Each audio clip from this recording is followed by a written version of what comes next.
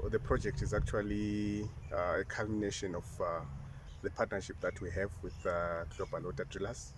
So this project is being done by Inoto Farm Solutions, which is a sister company to Global Water Drillers. As you might recall, they drilled a borehole for us for our sports club training grounds, which was installed, its equipment installed, donated and installed by two gentlemen, Stone Highlanders fans, last week. So as a follow-up to that arrangement where they donated the ball to us, they're also coming on board through the sister company of Global Water Drillers, which is Inoto Farm Solutions, to donate a greenhouse, which you see, which they've actually erected. So we are still investigating possibilities. We are yet to decide whether we'll put tomatoes or English cucumbers. We're still doing a research, but that will be finalized in the next week or so. But generally, we are grateful to our partners, to Farm Solution, and maybe to also emphasize that this arrangement does not only stop here, where they are donating this greenhouse to us, but we also have an arrangement whereby we are working as a referral, and we are getting income through commission, just like the arrangement that we have with through the balls arrangement. So we are looking forward to trying to diversify our revenue streams. We are hopeful that this is a partnership that will assist us in terms of raising revenue, particularly to fund our project, the junior development project, which I think in the previous years he has been and not properly catered for in terms of budgeting. So these are projects that we're actually putting in place to make sure that we speak to that to that gap that we have noticed.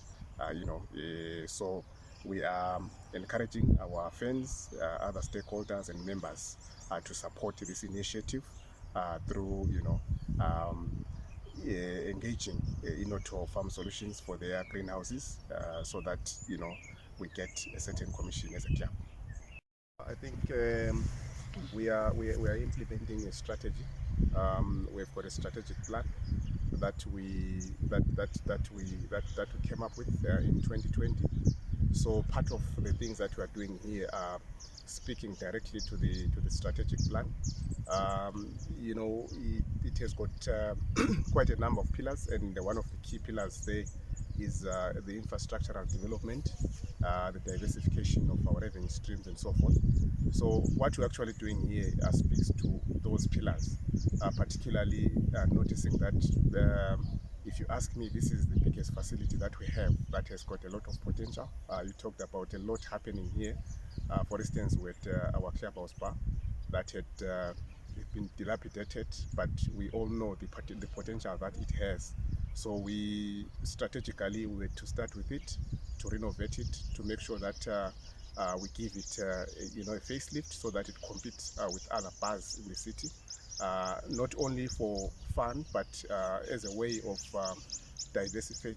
diversifying our revenue streams, because it's a business on its own that can play a major role in terms of financing the club. It's particularly the juniors that I'm talking about, because remember, we're a club that just registered an academy, and for an academy you need a lot of revenue to run it. Of course, it's on its own. It can be the lifeblood of the club when we do things correctly, because you can move players to other leagues, for big monies. But for you to get there, you have to invest first. So all these things that we are doing, we are hopeful that they will assist us in that regard, because in our current setup, we don't have sponsorship for our juniors and our women's football. So we need to do these. We need to come up with these initiatives that gives us, funding for those teams. You also come to this greenhouse. I've spoken about the bar. This greenhouse, we are also hoping to generate, revenue to fund the same. We also talking about the development that has been happening here. We have got the ball. The ball comes strategically to support the single ball that we had in terms of revamping our training facilities, because at the end of the day they are key if we are to achieve our main objective, especially in terms of the academy.